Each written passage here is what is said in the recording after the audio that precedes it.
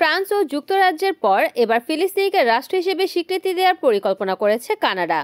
আগামী সেপ্টেম্বরেই এই স্বীকৃতি দেওয়া হতে পারে বলে জানিয়েছে দেশটির প্রধানমন্ত্রী মার্ক কার্নি।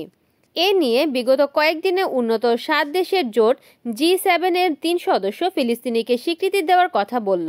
বুধবার এক সংবাদ সম্মেলনে মার্ক কার্নি বলেন, ফিলিস্তিনের গাজায় মানুষের দুর্দশা অসহনীয়, দ্রুত এর অবনতি হচ্ছে।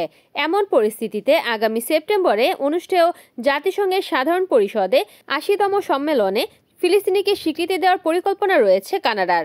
তবে এই স্বীকৃতি কিছু বিষয়ের ওপর নির্ভর করবে বলে উল্লেখ করেন কানাডার প্রেসিডেন্ট। সেগুলো হলো ফিলিস্তিন কর্তৃপক্ষকে নিজেদের শাসন ব্যবস্থায় মৌলিক সংস্কার আনার, হামাসকে বাদ দিয়ে 2026 সালে সাধারণ নির্বাচনের আয়োজন করার এবং এই ভূখণ্ডকে নিরস্ত্রীকরণের প্রতিশ্রুতি দিতে হবে।